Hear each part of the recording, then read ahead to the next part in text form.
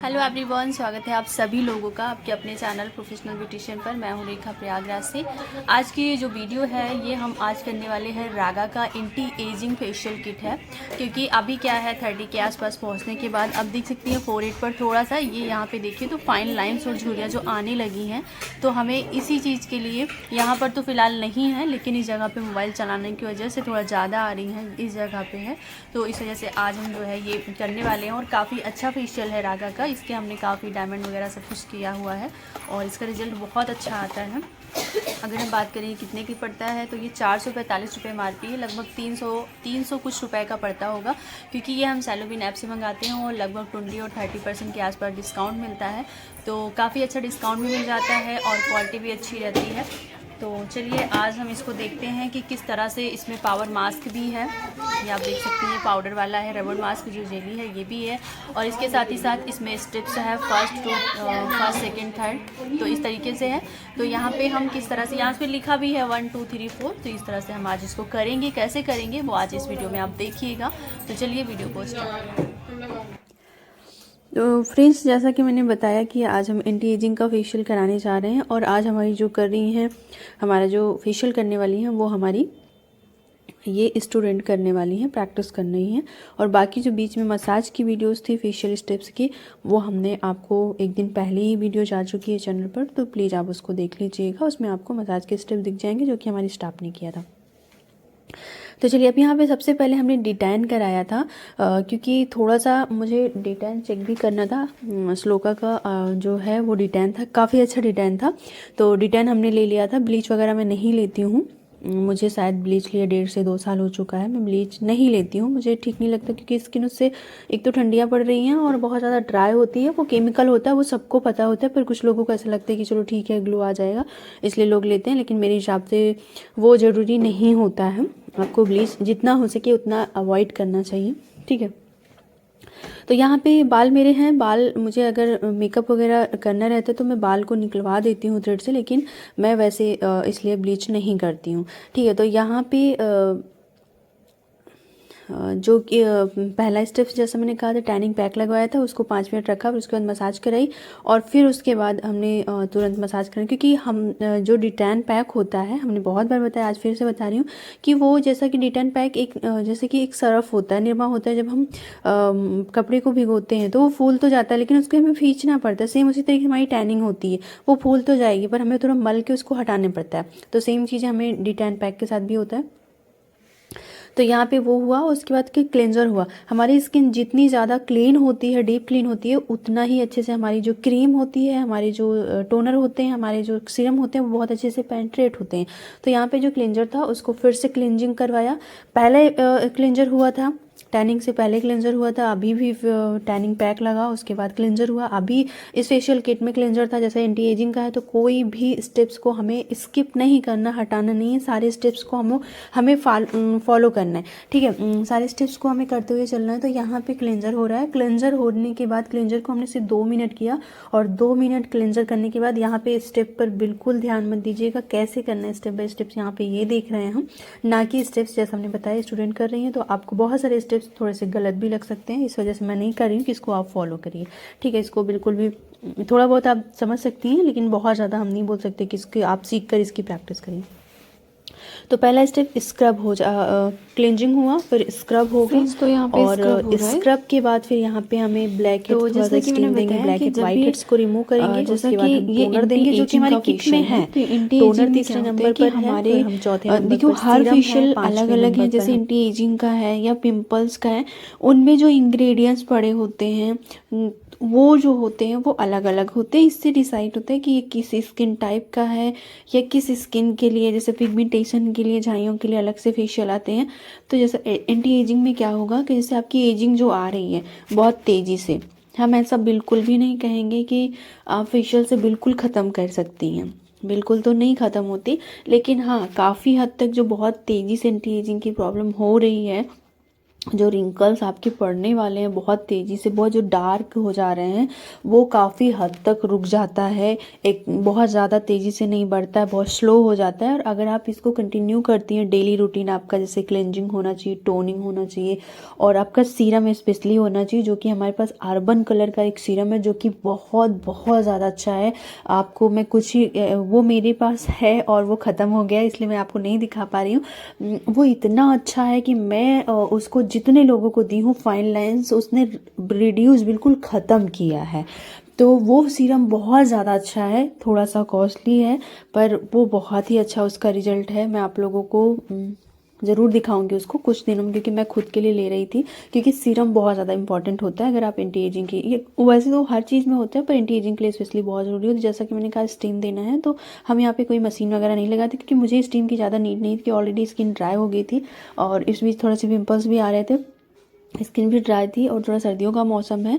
और दूसरा ये था कि बहुत टाइम नहीं था, इतना लंबा प्रोसेस के दौरान मशीन ऑन करना, फिर उसमें पानी और वो सारी चीज़ें। तो नॉर्मली हमारे पास दूसरा चीज़ है जिससे हम पानी तुरंत गर्म करते हैं, बस स्टीम दे देते हैं। तो वो चीज़ अभी कर रही थी, तो जैसा जो सहूलियत होता है उसी के हिसाब से करते हैं। तो जैसा मैं बोल रही थी कि इसमें एंटी एजिंग में जो इंग्रेडिएंट्स हैं, जो वो चीज़ें हैं, तो इसमें जो रागा का फेशियल है इसमें काफ़ी अच्छा है, काफ़ी अच्छा मुझे लगा। और डेली रूटीन के लिए आपका सीरम बहुत ज़्यादा इंपॉर्टेंट होता है, क्योंकि हम जो फेशियल करते हैं तो बस एक बार मसाज दे दिए, बाकी इंग्रेडिएंट्स काम करेगा। लेकिन हम जब डेली सीरम लगाकर हल्की हल्की मसाज देते हैं तो वो फाइन लाइंस डेली के हिसाब से बहुत तेज़ी से रिड्यूस होती हैं। तो वो चीज़ आपका नाइट क्रीम फॉलो करना है और आपका सीरम फॉलो करना है, ठीक है। तो मैं थोड़ा सा स्किन को वो फुलाकर मैं थोड़ी सी फाइन लाइंस को चेक कर रही थी, देख रही थी कि कितनी ज़्यादा यहाँ पर है कि नहीं है, तो उसकी वजह से मैं थोड़ी देर फुलाई हुई थी। तो इसको मैं यहाँ पे कट नहीं करूँगी।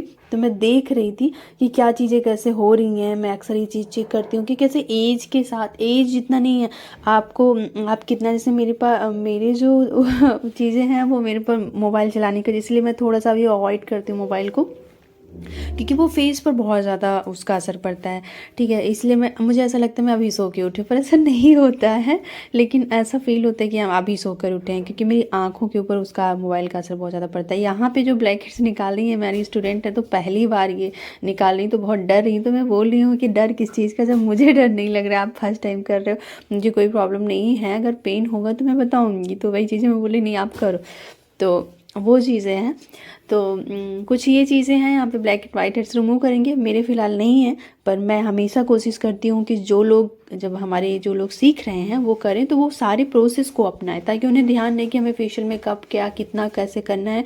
और स्पेशली जब मैं अपने ऊपर कराती हूँ तो मैं स्पेशली सारी चीज़ें फॉलो कराती हूँ, ताकि मैं समझ सकूँ कि वो अभी कितना सीखी हैं और मुझे अभी कितना सिखाने की ज़रूरत है, ठीक है।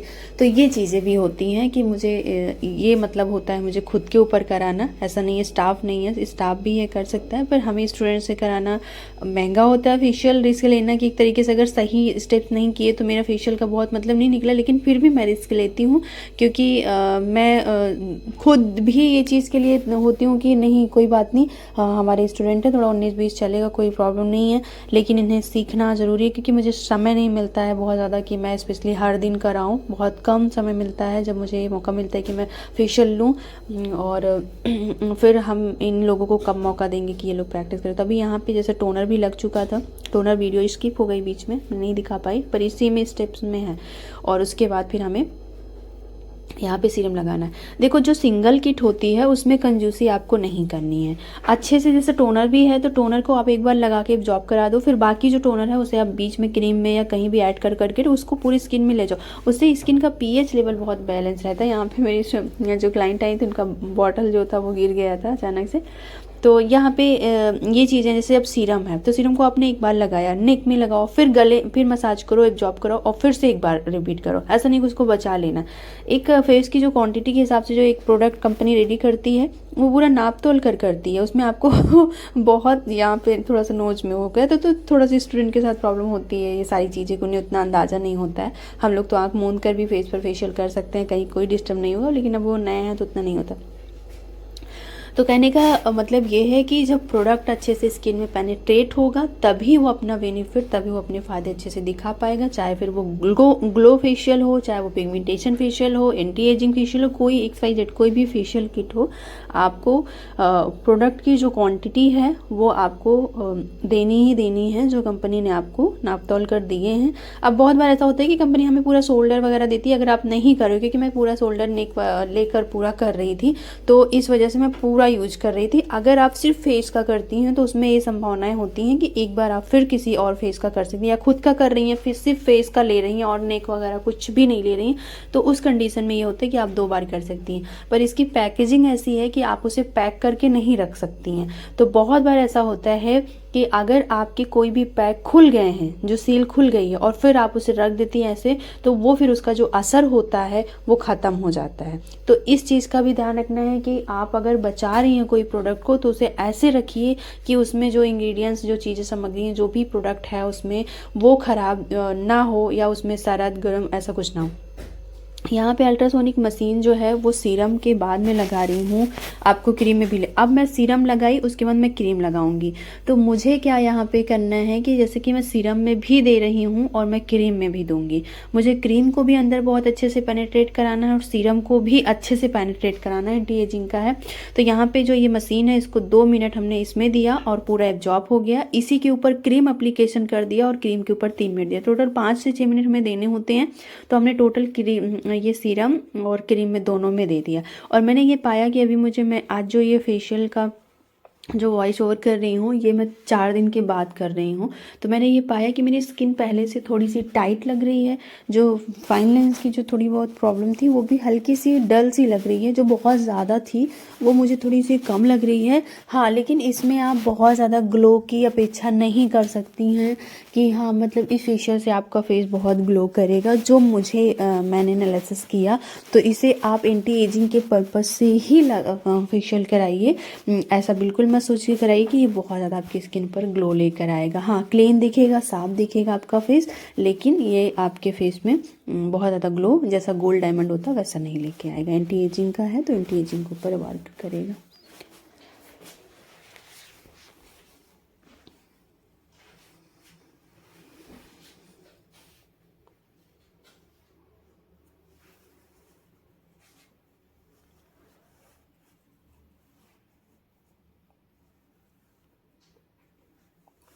तो इसी के ऊपर उसको क्लीन नहीं किया, कभी भी सीरम को, टोनर को पोंछा नहीं जाता, उसे क्लीन नहीं किया जाता है, ठीक है। तो बस उसको पेनिट्रेट कराया जाता है, पूरे स्किन में सुखाया जाता है, उसको एब्जॉर्ब किया जाता है।